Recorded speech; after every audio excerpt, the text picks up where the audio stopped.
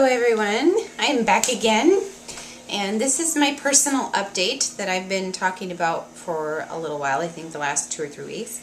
I'm sorry that it has taken me, and there my S's are coming out funny. I'm sorry that it has taken me so very long to make this video, because it has taken me quite some time.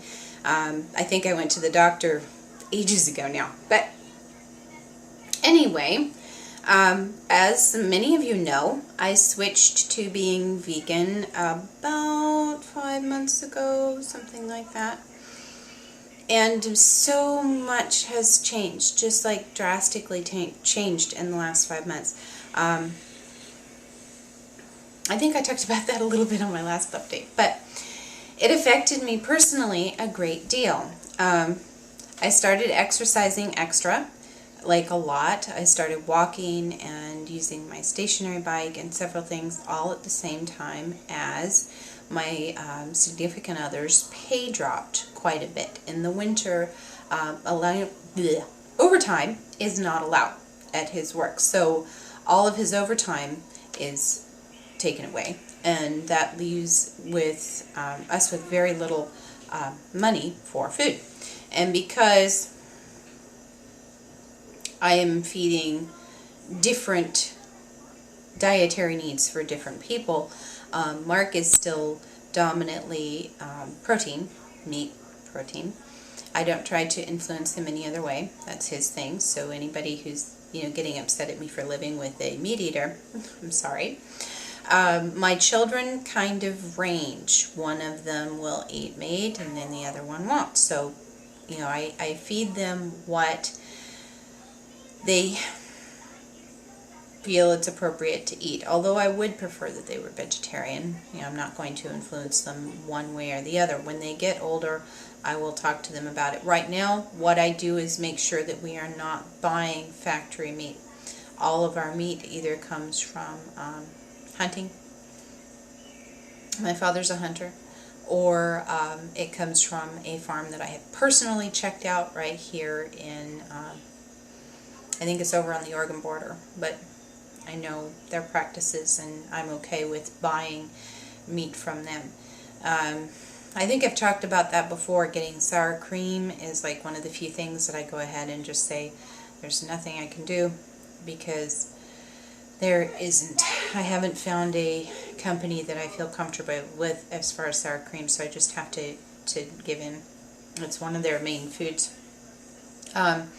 Anyway, I am buying food for the different dietary needs of many different people. So mine kind of goes by the wayside because I'm the only vegan. I'm the one that's eating differently from everybody else. So I eat a lot of bananas and dates and things like that in the winter. Rice and so on.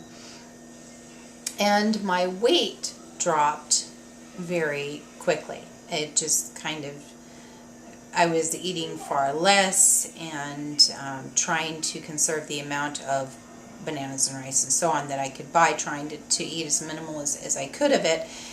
And I lost weight very quickly. In the last 5 months, I've lost about 35 pounds, something around that. And that didn't make me change my dietary at all. I'm not going to try and gain it back, and I'm not going to try and lose more. Although that was very hard for me too. Looking in the mirror and seeing, I don't say that correctly, please don't make fun of me. I cannot say that word. I just can't. So looking at myself, the person that I see looking back, I don't even recognize anymore. It's like my body has completely changed. It's totally drastically different. And at the same time, I am going to try and get, I am going to get my license again and start driving. We're going to buy a car that I can drive, and I'm going to get a part-time job. So a lot of things have changed. So you wouldn't think that they would, you wouldn't think that would be that big of a deal, but it's a really big deal for me because getting, my driver's license is a really big deal. I have not driven in approximately 5 years. I haven't even started the car.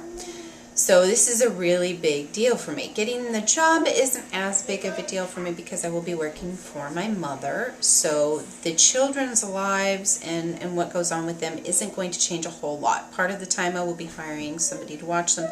Part of the time family will be watching them. But their life isn't going to change a great deal other than they'll be spending time with people that they want to spend more time with already. So it'll be fine that way.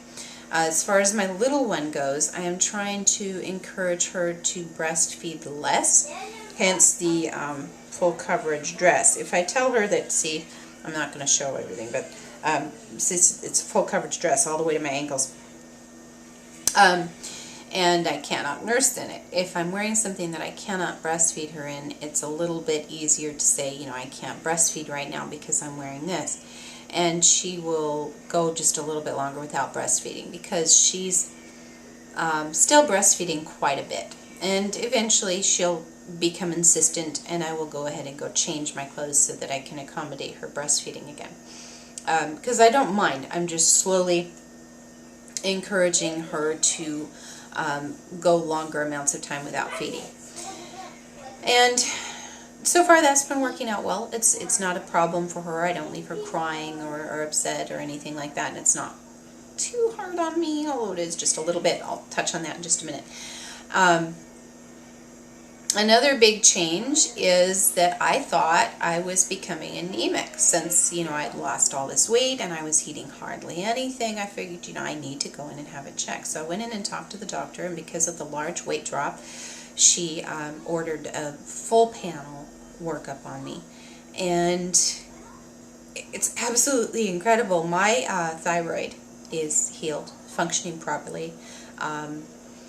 The Hashimoto's, she said I still have that, but all of the symptoms from the Hashimoto's, they're balanced out and leveled out. My vitamin B's are all good. She tested, I think, 3 different vitamin B levels, and they were great. My liver and kidney function is excellent. My cholesterol was good. My bad cholesterol was lower than the average person my age, and my good cholesterol was high. All of my levels were just fantastic. I have a heart murmur, and she couldn't even hear it. It was wonderful. My hernia, which I've talked about before, I've done a lot of work on in the last several months, and she couldn't even find it. She said it was gone, which is like insane. Usually you have to have surgery to fix those. My blood pressure was fantastic. There's like everything you could possibly list I was really, really good in, except my estrogen levels. It turns out that, like I thought, my fertility has really declined. And although I had not planned on having another child, circumstances changed surrounding a friend and so on, the fact that I might not be able to have another child is very hard on me. Although, they did say I could still have several years of fertility left, and so on. The fact that my eggs are declining, and it just kind of makes me worried, and worrying is never good. And those of you familiar with my channel know that in order to conceive Vinoli, I did a full herbal course in ovarian massage and Luna cycle, which is getting your cycle, your ovulation in sync with the moon, the full moon, and so forth. So, I hope they're staying away from the kitchen. It would be awful if they destroyed the video right before the end. So my fertility is declining, which I will be 37 in May, the end of May, and I had expected it. My ovaries and my eggs were damaged in surgery when I was in my 20s. So they told me that having the early onset of menopause was very possible. Besides that, my family kind of goes through that a little bit early anyway. It's a few years earlier than the average woman. So I had expected it, but that whole thing was just a little hard. So I've been working on a lot of things, figuring stuff out, which is pretty normal for me. I cannot decide if I want to go ahead and have a surgery done to make sure that I don't get pregnant again, because the chances are that if I do become pregnant again, something would happen. The chances are very high. So, I don't know. A lot to think about and a lot to consider. And that's where I am as far as personal update goes. I don't want to put on here how much I weigh because I don't think it matters.